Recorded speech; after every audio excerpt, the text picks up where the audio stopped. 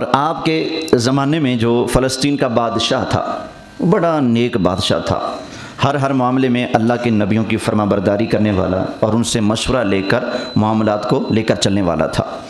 جب تک بادشاہ نبیوں کی تعلیمات کو مشعل راہ بناتے ہیں ہمیشہ غالب رہتے ہیں، جب وہ اپنی راہ نکال لیتے ہیں یا پھر نبیوں کی راہ چھوڑ کر کافروں کی راہ پر چلتے ہیں تو تب سے ان کا زوال شروع ہو جاتا ہے۔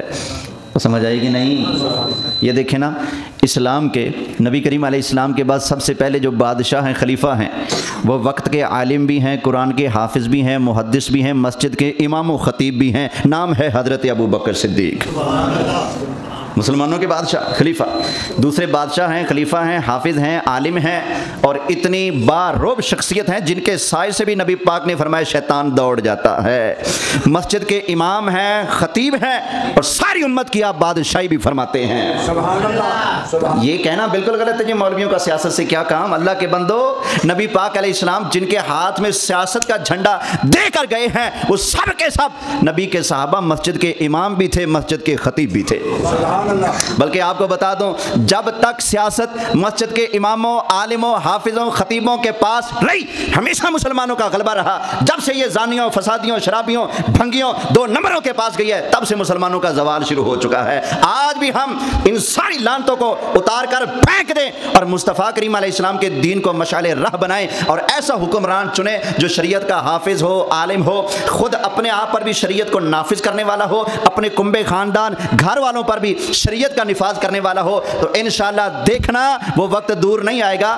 آج مسلمان فلسطین کا نام لیتے ڈرتے ہیں، اپنوں ہی پکڑ کے جیلوں میں ڈالتے ہیں، پھر یہ ہوگا کہ ڈریں گے، اوے خبردار پنگا نہ لینا، مسلمان ابھی زندہ ہیں۔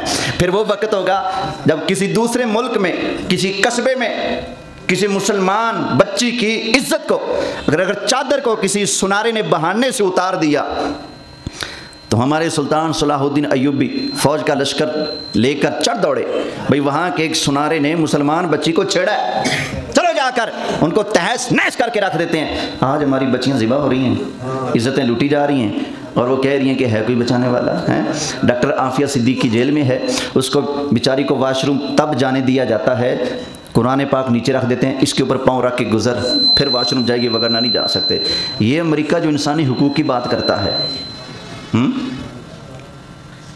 یہ ڈاکٹر عافیہ صدیقی پر ابھی پاکستان کا پتہ نہیں جے ٹی وی یا پتہ نہیں جیو تھا، اس کی میں نے خبروں کا ایک کلپ سنا، اس بیچاری کے ساتھ انہوں نے درندوں والا سلوک کیا، کتوں کے ذریعے، جانوروں کے ذریعے ان کے ساتھ جنسی زیادتی ہو رہی ہے۔ یہ امریکہ انسانی حقوق کی بات کرے گا؟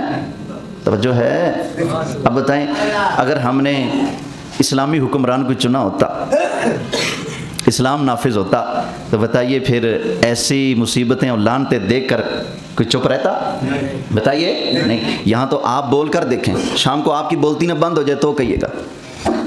آپ ایک جلوس نکالیں ملتان جا کر چوک مارا اور کہیں جی فلسطین زندہ باد، اسرائیل مردہ باد، شام تک آپ خود مردہ باد ہو جائیں گے۔ دعا فرمائے اللہ ہمیں غیرت مند حکمران عطا فرمائے۔ اے مسیتاں تے نمازاں ہوندیاں نے، یہ کیڑیاں گلاں شروع کر دیتی ہیں۔ بخاری شریف اٹھاؤ، نبی پاک علیہ السلام نے فرمایا بنی اسرائیل میں سیاست اللہ کے نبی کیا کرتے تھے، میں اللہ کا آخری نبی ہوں، میرے بعد کوئی نبی تو نہیں، پھر سیاست کون کرے گا؟ نبی پاک نے فرمایا میرے بعد خلیفہ ہوں گے، علماء ہوں گے، وہ سیاست کریں گے۔ یہ بخاری شریف کی حدیث ہے، جو ہے میں نے تو زندگی میں ایسے 2-3 ہی سیاست دان دیکھے ہیں جو قرآن کے حافظ ہیں، وگرنہ قل هو اللہ احد اللہ الصمد لم یلد لم یولد ہیں۔ تو چیلنج کر کے کہہ رہا ہے جی میں آج تو میں قل هو اللہ پڑھ کے سنا دوں گا، جو مجھے کہتے ہو قرآن پڑھنا نہیں آتا۔ بیچارہ جس دن یاد کر کے آئے اس دن بھی پڑھنی نہیں آئی۔ کاش ایسا ہو کہ شریعت کے عالم ہو، قرآن کے حافظ ہوں، ہمارے پاس ایسا نظام آ جائے، ہر جگہ حافظ عبدالستار حافظ قرآن ہو ہیں، اس طرح کے بندے میدان میں آنے چاہیے، وہ دین کے لیے کھڑے ہوں تو سمجھ آتی ہے، وگرنہ وہی دھاندلی دھاندلی۔ توجہ ہے؟ سبحان اللہ کہہ لیجئے اونچی آواز سے۔ خیر، حضرت یونس علیہ السلام کے دور میں بادشاہ کا نام کیا تھا؟ حزقیہ۔ کیا نام ہے؟ حزقیہ۔ اللہ کے نبیوں سے ہر معاملے میں مشورہ لیتا تھا۔